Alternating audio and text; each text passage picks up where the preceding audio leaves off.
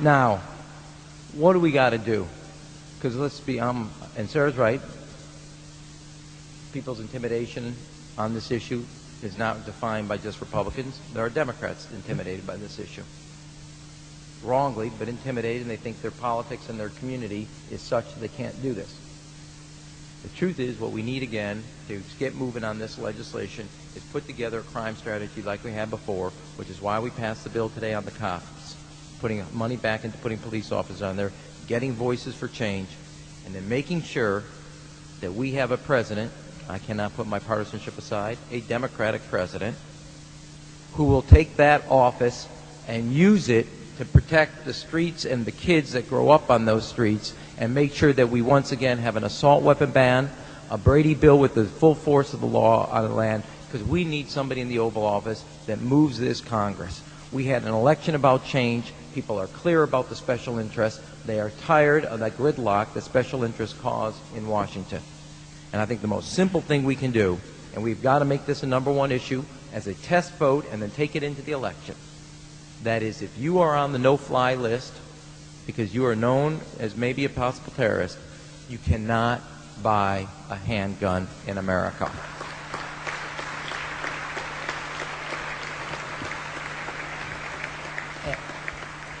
And I am not one far from liking the mixing of politics and policy, but as my old boss used to say, give me that vote and throw me into that briar patch. I'll make politics out of that every day, because if it's between that terrorist list and the NRA, I know where America is going to be every time, and they're going to make the right choice, and we have got to start building on that. That is the right thing to take into the election, and it's the right policy.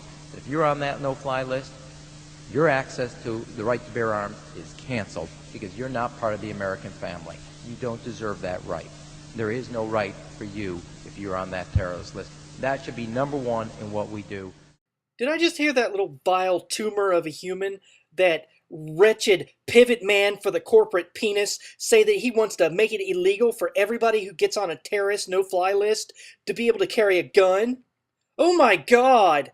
Okay, let's have a look at this no-fly list, shall we? First off, 9,000 people a day are falsely identified by this list. The Washington Times, the conservative paper, today reports that among the 9,000 false positive hits per day on the terrorist no-fly list are some federal air marshals. An anonymous agent told the Times in some cases, planes have departed without any coverage, meaning no marshals, because the airline employees were adamant they would not fly. Another agent said, has been getting harassed for 6 years because his exact name is on the no-fly list. You heard me. Because of this always growing, all-consuming terrorist no-fly list, some of the people who are supposed to be on the plane to stop the terrorists on the plane are getting mistaken for suspected terrorists and being kept from getting on the plane. So there you have it, ladies and gentlemen. That is the score. That is what is being dealt with. And he's calling it reasonable to not have a Second Amendment right if they, and no one will, it's secret how they put you on the list, no judge, no jury, no arrest, no indictment, no facing your accusers. They just say, and by 2007, it was 700,000 plus people with 20 plus thousand added every month. And now it's over 1 million people on the list and growing. Over 1 million people. Over 1 million people. And federal marshals last year in the Denver Post came out, senior ones, and said, look, there are no terrorists out here. We're ordered at the airport. Let us tell you how you get on a no-fly list one way. And you can go pull up the Denver Post article. They said, if you take a picture of your children while you're in the gate, or if you take a picture out the window, you are put on a terror list for life. That's just one way. Or you don't pay income taxes, you're put on the list. This is harassment. This is like going to your door of your apartment and you haven't paid, so there's a big lock on it. Or going to your car and there's a boot on it because you haven't, paid. But this is your Second Amendment right. Oh, you haven't paid the offshore bankers.